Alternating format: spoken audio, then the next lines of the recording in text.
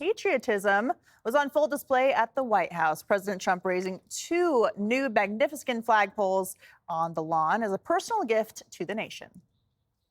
We're going to put up a beautiful flagpole, and we're going to put up a flag. Somewhere in this group is somebody that is going to captivate some movie producer, not Harvey Weinstein. Let's have a good, they call it a lifting.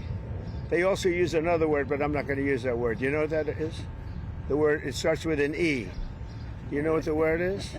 If I ever used it, I'd be run out of town. Any illegal immigrants in there? If they were, they'll find out. Right. They'll be checking you. You won't believe. Your whole life will be destroyed because of this press conference. I was the hunted, and now I'm the hunter. All right, we wonder what the E word is too, but we're not going to say it today, at least not yet. Centrist Erection. Democrats claim they'd like to take back patriotism from the Republicans, and the media is more than happy to sell that fiction. Check out this Washington Post headline. These centrist women on a group chat are leading Democrats in 2025, spotlighting Democrats like Abigail Spanberger, Mickey Sherrill, and Eliza Slotkin. But the piece conveniently forgets to mention any actual policy positions.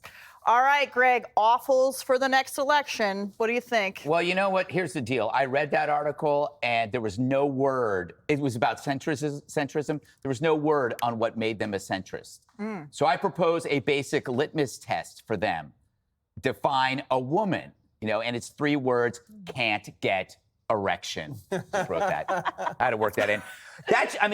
That one issue should be the line in the sand. This rise of this trans delusion wasn't just simply caused by a small group of depraved men.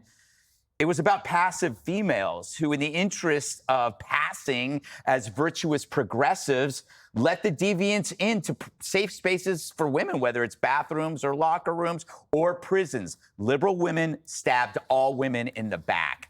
That's what makes you a centrist, is rejecting that. As long as Democrat females defend this bizarre chapter of destructive do-goodism, they can't be defined as a centrist. Boys are boys, girls are girls.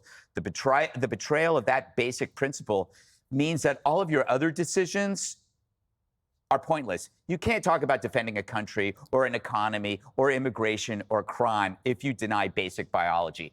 That wasn't in the... I think that was not in that article for a reason. Yeah, well, also trying to say, look at these women. So, Harold, is the big problem with the Democrats they just don't have enough white woke women running for office? No, I think you're onto something. I think that, as usual, exclamation point laid this out well. I think I've said all along, I think this is a good start when you're putting new faces and new voices out for the party. And you've got the gubernatorial nominee in New Jersey is one of them. You got a sitting United States senator. And a congresswoman, I believe, who's running, maybe running for governor there in Virginia. Forgive me if I have maybe that fact wrong, but I think I would do what Greg said. I would define it like this: we are for peace and prosperity. If that means exercising strength to achieve peace, we're for prosperity because we want to cut taxes on middle-class Americans. We're willing to raise it on people who earn $10 million or more to ensure that we don't cut Medicaid for those who are working in this country. And we are against things that are unfair and unsafe. One of the things that's unfair and unsafe is letting little boys playing little girls' sports, and I believe it's unsafe. And we are for safe borders. Democrats, Greg's right. Get to what we're for.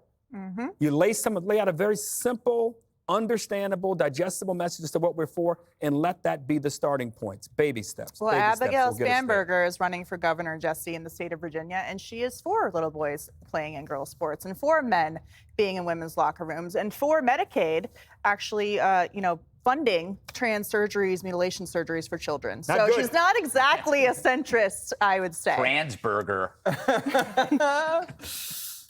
Have you guys noticed that Harold's giving campaign speeches? Yes. You guys always do this. He's looking directly in the camera, and he sounds like a politician. I do exactly what you do. You He talk is about a watch you politician. on prime time. That's what you do I'm all waiting night. to see at the end of his commentary, paid for by Harold Jr. for president.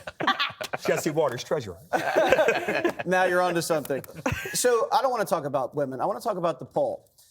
This president has done major renovations, Katie. Mm-hmm. He's not only put in a flagpole, he's putting in a ballroom, yes, and he's putting a golf simulator in the residence. Now, I did a deep dive on White House renovations. You know what Biden did? He only did one renovation. A nap room. Chairlift. I'm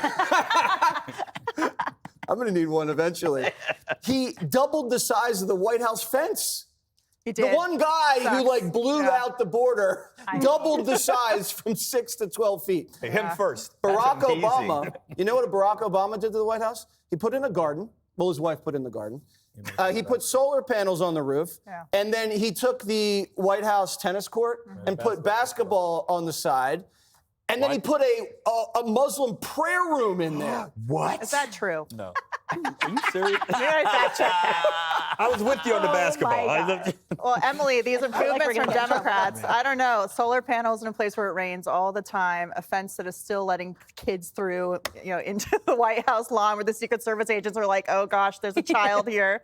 I don't know. What do you think? Well, look, you talked about new faces and new voices, and not that I am a Democrat or a hog, but David Hogg was totally right when he said we need to primary out these old entrenched incumbent people and also those radical far leftists. So look at Ilhan Omar this week. That said we need to reject what's taking place this week. She said this is the worst country in the world. That's a congressperson right now representing your party.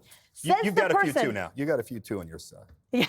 Says the person that literally fled civil war in the least stable country in the world, the least peaceful country in the world as rated by the Global Index.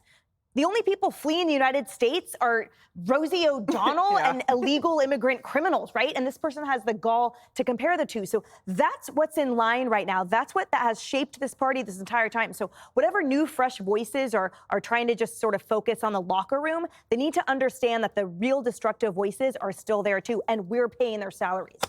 Yes, indeed. Click here to subscribe to the Fox News YouTube page to catch our hottest interviews and most compelling analysis. You won't get it anywhere else.